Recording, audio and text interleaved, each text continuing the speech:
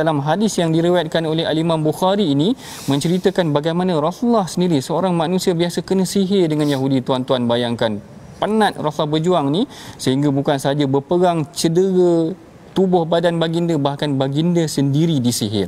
Kalau kita baca hadis ni sampai habis, sebenarnya hadis tu kita baru baca separuh sahaja. Ada beberapa perkara menarik yang diceritakan dalam hadis ni.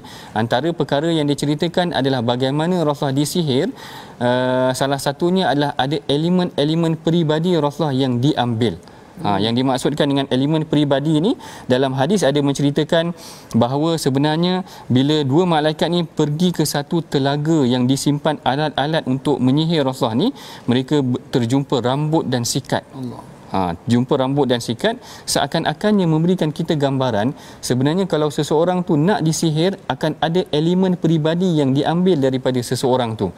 Jadi tuan-tuan di rumah hati-hati. Jangan simpan barang-barang peribadi. Jangan mudah-mudah barang peribadi tu terdedah ataupun orang boleh ambil. Ya, nanti kita bimbang, kita juga boleh terkena kepada sihir. Ini pertama, maknanya ada elemen ataupun perkara peribadi yang diambil. Yang keduanya juga, sihir ni juga disebut dalam hadis adalah sebagai salah satu punca kejahatan. Yang ni juga saya suka juga bincang dengan Ustaz Husaini. Ustaz Husaini pernah tak ada orang pergi jumpa bomoh, dia kata, "Tuan bomoh, saya nak bomoh orang ni supaya dia rajin solat." Ada tak? Tak pernah.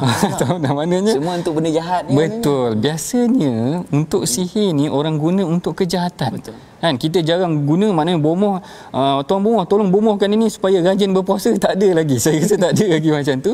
Maknanya betul lah bila Islam melarang. Bahkan Islam kata sihir ni adalah salah satu daripada dosa besar selepas daripada syirik kepada Allah Ta'ala. Menunjukkan sebenarnya sihir ni adalah satu perkara yang mesti dijauhi kerana dia membuka kepada kejahatan. Banyak perkara kalau kita tengok sihir ni orang terkena, kesian Ustaz Husaini, orang meniaga kena sihir. Orang tak nampak kedai dan sebagainya. Allahu Akbar. Yang ni adalah amalan yang betul lah Rasulullah larang. Bahkan Rasulullah kata perkara yang dianggap sebagai salah satu dosa besar adalah sihir itu sendiri. Yang keduanya, pertama tadi kita tengok elemen peribadi diambil untuk menggunakan sihir. Yang kedua, sihir ni membawa kepada kejahatan. Allah Ta'ala dan Rasulnya melarang sihir, bahkan mengatakan sihir ni adalah salah satu daripada dosa besar. Bahkan ada perbincangan mengenai tentang perkara sihir ni kerana ada yang mengatakan Rasulullah ni takkanlah Rasulullah kena sihir. Sebab dalam Quran kata wallahu ya'simuka minan nas. Manusia, Allah Ta'ala telah memelihara Rasulullah daripada sihir ataupun daripada segala kejahatan manusia. Perkara ni sebenarnya Ustaz Husaini dah dijawab oleh Al-Imam Ibn Hajar. Al-Imam Ibn Hajar dalam hadis ataupun dalam huraian mengenai hadis ni menceritakan bagaimana sebenarnya Rasulullah adalah manusia biasa macam kita juga. Boleh terkena sihir, boleh cedera, boleh disakiti.